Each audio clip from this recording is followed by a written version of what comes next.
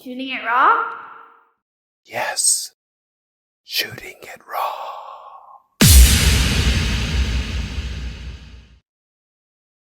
I know this spot. I didn't take this photo. Okay, you didn't take this photo. But okay. I'm in this photo. Okay, so what it is a photo, and if it is where I think it is, and I may be wrong, so it's a guy in swimming shorts, shirt off, and you say it's you.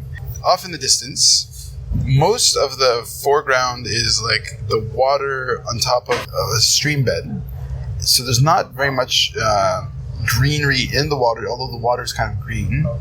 And then there's like the hard rock in the background with what looks like pines. I mean, if I were to put my money on it, it would be the creek in Lynn Canyon. Exactly. Where the water is nice and cool.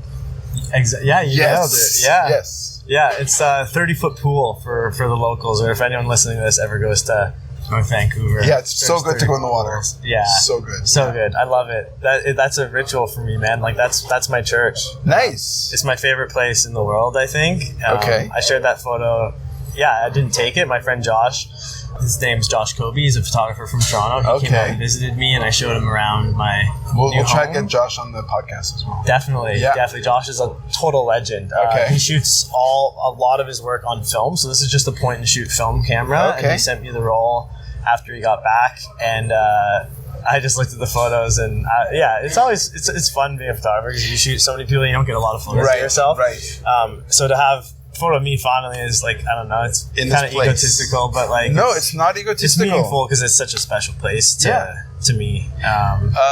Do you go in there after you run, or do you go there to specifically? Both. Okay. Most of the time, just because it's like a 10-ish minute drive from my house in Lower Lonsdale, I do try to link up a run. So I'll go do half an hour long run on the trails. Nice. I'll finish up the run running down the stairs, and I'll get to the bottom there, and I'll just hop in my running shorts. Yeah. And I do the cold plunging. It's great. And it's just so centering. It makes you feel alive. So the first week that I was here, I looked up online, and then there's a meetup group that met to do it. And so when I went, it was in March. Yeah, May. Okay. And the water was so cold that I went in slowly that my feet, I think, got damaged in the capillaries because I was going in too slowly. Ooh. And my feet got kind of like for like 2 weeks afterwards, the tissue was really painful. Wow. But I was able to stomach about 2 minutes in the water, and I'd say it was about 5 or 6 degrees Celsius. Yeah. And in the summer, I think the hottest, I brought a thermometer, it was 10 degrees Celsius. Yeah, it does get quite a bit warmer. Yeah, but it's still cold. Yeah. For middle of summer, Sure. Yeah. And that place is astounding. So, I have to, because I'm always curious about this. Yeah. You say it's like your church, it's like your thing. So, and obviously being in the outdoors is a significant experience for you. Kid who grew up in Ontario, Toronto. Yeah. Where it's actually hard to get to. Not so hard. I mean, like, to get to elevation, you have to drive a long way. But how does this influence you? Like, why is this meaningful? Attention, please. Attention, please. Why is this meaningful?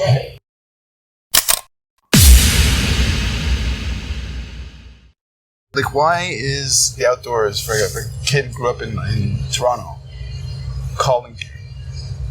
I think it's just, I've always been drawn, ever since I was a kid. Like, my mom told me I didn't like spending time inside. Okay. I always just wanted to be outside, like playing street hockey, exploring, climbing trees, playing in the grass. It's just such a primal and natural and just like home. Like, it feels like where I should be, and I'm most happy the more I like self-aware, whatever I become, and reflect and journal and everything. I realize like the times that I'm most happy and content, like within, is without coincidence times that I'm outside moving and doing activities. It's just something we're so drawn to it, I think, as humans, and we spend a lot of our life on computers and inside, and we've created this like really comfortable place for us. But I think the draw to the nature is like, it's just like back to square one. Sure. You know? Yeah. So definitely, as far as mental health, as far as being in nature with big skies and big spaces and I think as somebody who didn't grow up in BC and like you came to BC, what really hits you is how big things are. Right? The mountains are big, the water is big, so expansive, so vast. Yeah. Like, and it's so wild, right? Like you can't help but look around and just be like, holy shit, like look at this place. It's so beautiful. Yeah. You know, like I'm even smiling just like thinking about how beautiful it is. Yeah, it's really stunning. Yeah. And it does, you just talk about mental health. It helps my mental health so much, like being in nature, but also combining spending time in nature, like forest bathing, right? The art of Shinrin Yoku. Shinrin Roku, I think, is like the Japanese word for just spending time like in the forest. Yeah. It just helps us so much. And combining that with cold plunging, which like on a physiological level releases chemicals in your brain and makes you happy. Endorphins for sure. Yeah. Okay, so let's bring us back to where we're seated. We're seated in these slightly comfortable airport chairs. People are they're walking their carry-on luggage like pets. It's almost like leashes, right? They're all walking their little pets to the bathroom. And everybody's kind of many different breeds and different... And so here we are. You're on your way to Chile.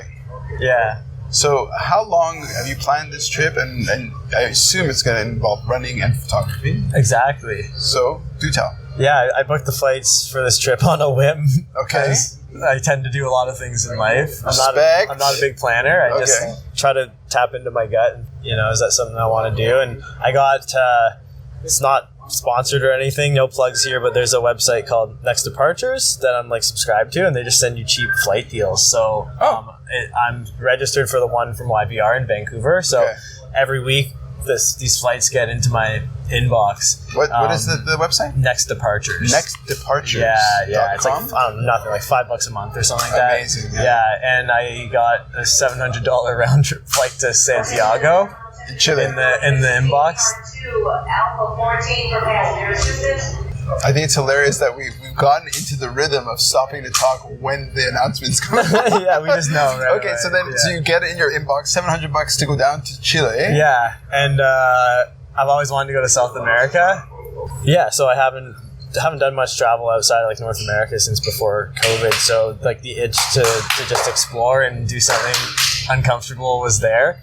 So I was like, yeah, let's do it. And I didn't really know what I was gonna do until a couple weeks ago when I started looking more into treks and some backpacking and stuff like that. And so I'm basically going to go from Santiago, take another flight south to Punta Arenas, is another city there, take a bus from there, and that's kind of the gateway to Torres del Paine, which is where I'm going to be doing some backpacking. Wow. Yeah. This is all your kit? Or did you chucked it in the... No, this is everything I'm bringing is right here. Okay, so we're pointing to your luggage. You've got one carry-on, one small running backpack, your water bottle, the requisite water bottle with stickers on it. Yep.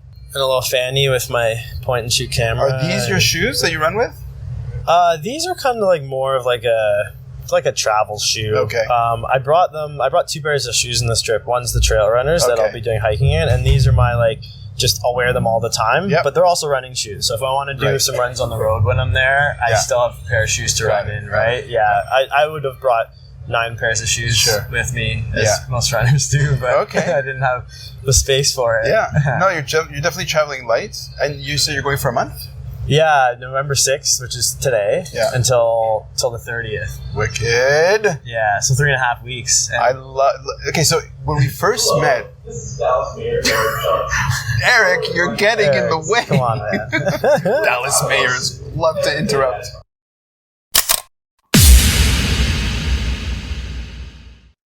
So what was good was that in terms of the emotional state, the first sort of moment in the conversation, the energy is super high because we're all kind of elated, but you can't maintain that emotion. But it's still astounding when you think about, we just did a trip from Vancouver to Dallas, which 200 or 300 years ago took like a year. Right. And we just did it like 4 hours. Yeah. And then we're here. And we're recording this conversation that somebody across the world is going to listen to. Is going to listen to your crazy accent. And be like, this guy is crazy. It's amazing. Yeah, we live in such a wild time, eh? Yeah. So in terms of your projects, because we lead very similar lives in which you're hustling to get contracts contract. You're not an employee. You're like your own freelance, right? Or self-employed, I guess. Yeah. So, do you have an eye or part of your brain is saying, "Well, how can I capture stuff that I'll be able to commercialize?" Or you're just putting your commercial life on pause? Very much the second one. Okay. Yeah. I've been working quite a bit this summer. I'm fortunate to have a good chunk of work and a lot of time just editing and emails and all the stuff that is involved with running a business, going through accountants and bookkeeping. And you have to be very careful, as I'm sure you know in this industry as well, is like it ebbs and flows. It's feast or famine. And the times when it's very, very busy, it's like I just said, it's awesome. But I think you have to be very careful of burning out because it's a creative thing. And this for me is like, it's November. It's the rainiest month in the Pacific Northwest. Right. Last November, I had a rough time of just dealing with the short days, the darkness, all the precipitation. So that part was in tandem why leaving in November worked very, very well.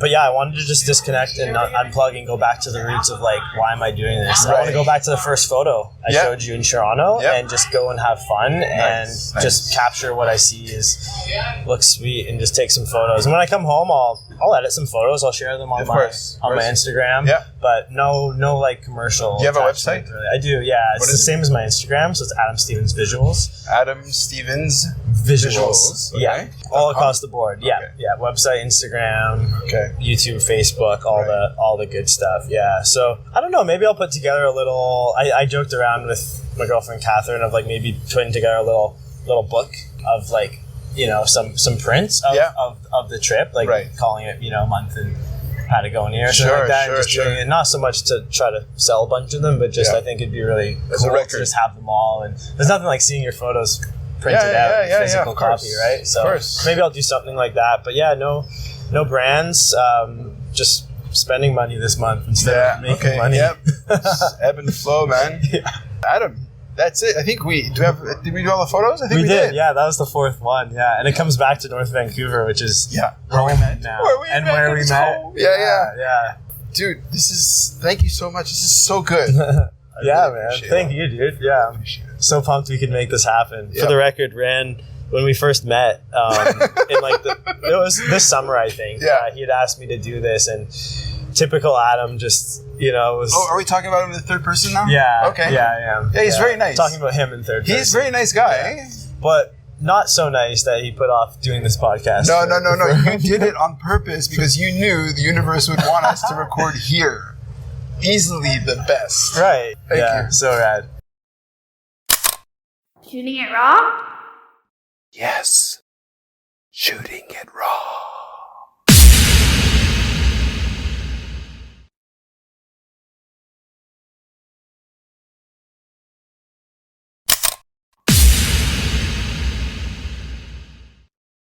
So is life really a gift? Really?